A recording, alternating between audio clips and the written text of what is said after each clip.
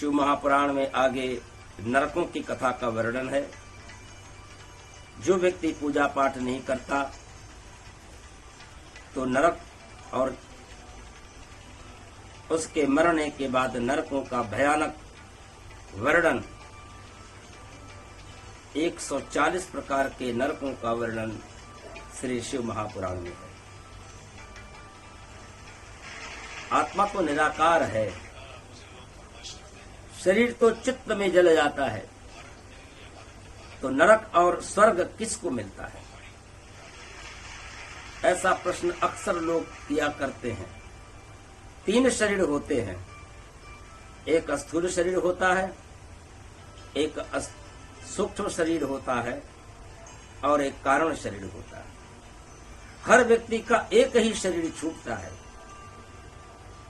तीनों शरीर का एक ही उदाहरण है। कैसे? जैसे चने का झाड़ होता है ना, उसमें ढेबी लगती है, फल लगता है और पकने के बाद झाड़ नष्ट हो जाती है और उसके ऊपर का जो छिलका है वो छिलका खुल जाता है, लेकिन चने का छिलका उसके साथ ही रह जाता है। तो शरीर तो उसके निकल गए और ये छिलका रह गया। फिर उसको जहां बो दिया फिर चने की झाड़ निकल आएगा। झाड़ और बीज वृक्ष को पैदा करता है और वृक्ष बीज को पैदा करता है, बीज से वृक्ष और वृक्ष से बीज। अब चने के वो ऊपर का छिलका हटा दिया जाए तब वो दाल बन जाएगी। अब उसको आप बोइए तो उसमें अंकुर नहीं लगेगा। अंकुर तो तब तक रहेगा जब तक दाल के ऊपर का छिलका रहेगा। झाड़ अलग हो गया, ऊपर का कवर अलग हो गया, अंदर वाला छिलका जब तक जुड़ा है तब तक उसकी जन्म और मृत्यु होती रहेगी। जैसे ही वो छिलका निकला, जन्म और मृत्यु के चक्कर से उसी छुट्टी मिल जाती है। बस इसी तरह से हमारा शरीर छूटता है, तो चने की झाड़ की तरह से है। सूक्ष्म शरीर जो है उसके अंदर कारण शरीर, उसके अंदर आत्मा। सूक्ष्म शरीर का मतलब इतना सूक्ष्म है कि किसी भी अल्ट्रासाउंड में या किसी भी यंत्र में वो सूक्ष्म शरीर दिखलाई नहीं देता। किसी अल्ट्रासाउंड में मन को देखो, मन दिखाई देगा। किसी अल्ट्रासाउंड में बुद्धि को देखो, दिखलाई देगा। किसी अल्ट्रासाउंड में चित्त को देखोगे, अल्ट्रासाउंड में दिखाई देगा। किसी अल्ट्रासाउंड में अहंकार को देखो, क्या किसी के मनुष्य का अहंकार अल्ट्रासाउंड में नजर आएगा? नहीं नजर आएगा। बुद्ध चित्त, बुद्धि चित्त, मन अहंकार। जैसे बर्फ की थैली होती है ना, वो यातना देह होती है। उस सूक्ष्म शरीर को यम के दूत अंदर से निकाल करके, जैसे बर्फ की थैली होती है वो यातना देह होती है, उसी तरह से यम के दूत यातना देह को साथ लेकर चले जाते हैं। यातना देह क्या है? बुद्धि, मन, चित्त, अहंकार।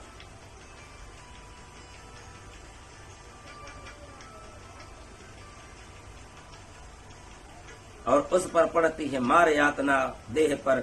जैसे थैले को पीटा गया तो थैला तो चकनाचूर हो गया। थैला तो चकनाचूर हो गया? नहीं हुआ।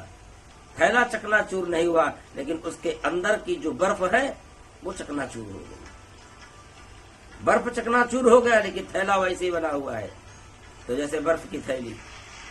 तो यातना देह को जब मारते हैं तो उस सूक्ष्म शरीर के अंदर तुम्हारी जो आत्मा है उसको पीड़ा होती है। शरीर ऐसे ही मिलता है जैसे रास्ते भर मार पड़ती है। क्षीण पृष्टि कषया चित्तायिता चलति सप्यो निराश्रिता। रास्ते में कोई व्यवस्था नहीं है, फिर वैतरणी पड़ती है रास्ते में। अगर किसी ने छाता दान किया तो रास्ते में आपको छाता छाया मिल जाएगी। इसलिए मरने के बाद उस जीव की आत्मा के लिए छाते का दान किया जाता है। जगह जगह पेड़ मिलेंगे, अगर पेड़ लगाया है तो उनकी शीतल छाया मिलेगी। जूता दान किया है तो ऐसे जूते मिलेंगे जो गर्म रेत है उस पर चलने पर फिर तुमको तकलीफ नहीं होगी। यदि आपने वाहन दान कर दिया तो फिर वहां से आपको वाहन प्राप्त हो जाएगा, फिर आपको वहां चलना नहीं पड़ेगा।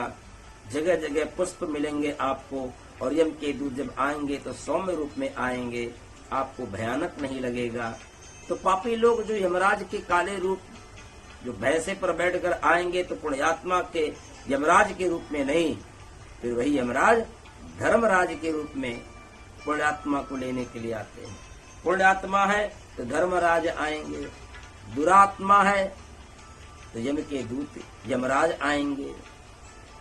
धर्मराज का रूप बड़ा सुंदर होता है, वह अपने सिंहासन से उठकर आपका स्वागत करेंगे। आपने शुभ कर्म किए हैं, आपने इसलिए आपको अमुक लोक में भेजा जा रहा है।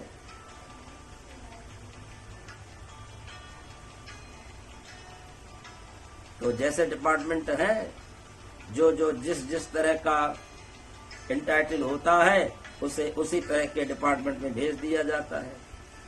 उसी तरह से आप जैसा शुभ कर्म या अशुभ कर्म करोगे उसी तरह के डिपार्टमेंट में भेज दिया जाता है। दीपदान किया है तो रास्ते में आपको प्रकाश मिलेगा। कभी अगर आरती भी नहीं आपने दिखाई तो तुम्हें अंधेरे के सिवा कुछ नहीं मिलेगा और फिर दोबारा जन्म लेना पड़ेगा। ज्यादा पाप किए थे तो आपको स्वरूप अच्छा नहीं मिलेगा, फिर आपकी वाणी में आकर्षण नहीं होगा, बुद्धि आपकी कमजोर होगी, शरीर सदा रोगी रहेगा, पत्नी भी आपको लड़ने वाली मिलेगी, पुत्र भी जैसे धुंधकारी जैसा ही मिलेगा। सारा दिन परिश्रम करोगे तो मुश्किल से रोटी की व्यवस्था हो पाई। जब व्यक्ति नरक से आया है तो उसके शरीर पर चिन्ह भी होते हैं, जैसे बुद्धि की कमजोरी, शरीर में रोग, कुरूपता, गरीबी, संतानहीनता, और संतान मिलेगी भी तो नालायक, यानी आपकी पत्नी भी आपको जलाने वाली, सताने वाली, और उस व्यक्ति के मन में नास्तिकता भी रहेगी। ये नरक के चिन्ह है।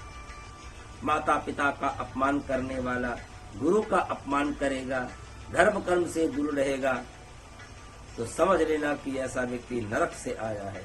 ये नरक के चिन्ह है। और जो स्वर्ग से आया है तो शिव महापुराण में लिखा कि वो सुंदर होगा, उसकी वाणी में अमृत होगी, शांत होगा, गंभीर होगा, माता पिता की सेवा करने वाला होगा, भगवान के प्रति उसका स्वाभाविक अटैचमेंट होगा। और देखो स्वाभाविक जो होता है ना, वो देवता की विशेष कृपा होती है उस पर। जहाँ कोई अच्छा न लगे भजन छोड़कर, संतों का संग अच्छा लगे, कथा में खूब मन लगे, धर्म में रुचि बढ़े, पूजा पाठ में मन ऐसा लगे कि सारी दुनिया भजन करती रहे तो कितना अच्छा लगे, मेरे भगवान का जगह जगह यश फैल जाए तो कितना बढ़िया होता। जो भजन नहीं करते उनको देख करके उनके मन में दीनता होती है। भाई देखिए, भजन नहीं करते, जानवरों की तरह से इधर उधर घूमते रहते, ये स्वर्ग की निशानी नहीं। जो भक्ति भाव में डूबा रहे यही स्वर्ग की निशानी। आपने मंदिर बनवा दिया तो समझ लीजिए आपके लिए मंदिर बन गया। यदि आपने मूर्ति प्रतिष्ठा कर दी तो आप फिर मूर्ति बन करके वहां रहोगे। जैसे मूर्ति की पूजा होती है ना, वैसे आपकी भी पूजा होगी, आपके यश का गुणगान होगा, आपकी प्रतिष्ठा बढ़ेगी।